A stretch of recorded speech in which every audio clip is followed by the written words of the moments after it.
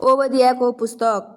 परमप्रभु परमेश्वर एदोमको बारे यसो भन्नुहुन्छ, हामीले परमप्रभुबाट यो सन्देश सुनेका छौँ। एकजना राजदूत जाति जातिका बीचमा यसो भन्न पठाइएको थियो, उठ, हामी त्यसको विरुद्ध लडाईँ गर्न जाउँ।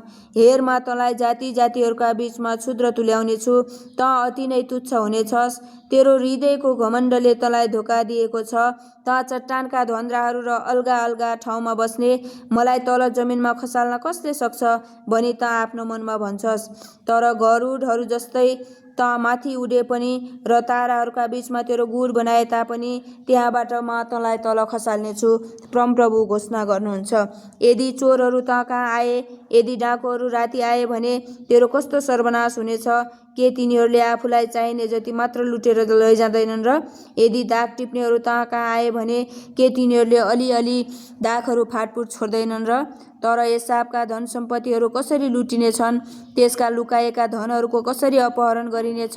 तेरा सबै मित्र राष्ट्रहरूले तँलाई सिमानासम्म धपाइदिनेछन्।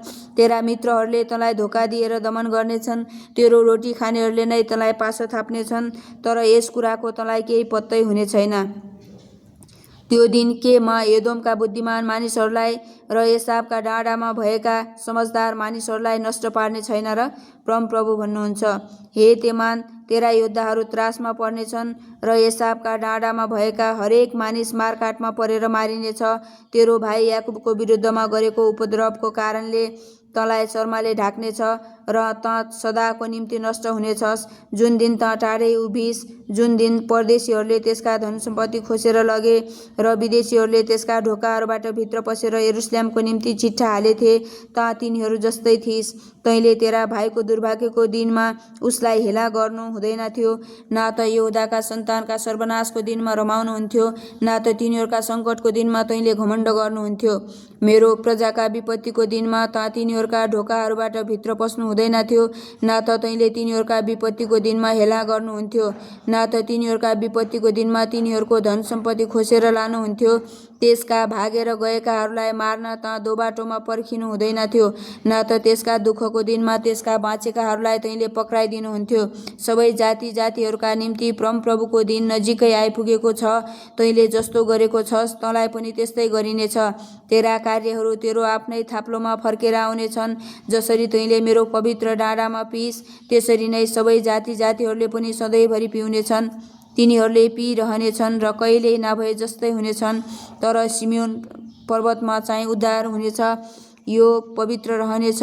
याकुबको घरानाले आफ्नै उत्तराधिकारको अधिकार गर्नेछ। याकुबको घराना आगो हुनेछ र योसेफको घराना एक ज्वाला बन्नेछ र एसावको घराना चाहिँ ठोसा मोसा हुनेछ। यिनीहरूले त्यसलाई आगोमा सल्काएर भस्म पार्नेछन्। एसावको घरानाबाट बाँचेको एउटै पनि हुने छैन। परमप्रभुले यसै भन्नुभएको छ। निनवेका मानिसहरूले एसावका डाँडाहरू अधिकार गर्नेछन् र डाँडाका फेदीका मानिसहरूले पलिश्तीहरूको देश अधिकार गर्नेछन्। तिनीहरूले एफ्राइम र सामरियाका खेतबारीहरू पनि अधिकार गर्नेछन् र बेन्यामिनले चाहिँ गिलाद अधिकार गर्नेछ।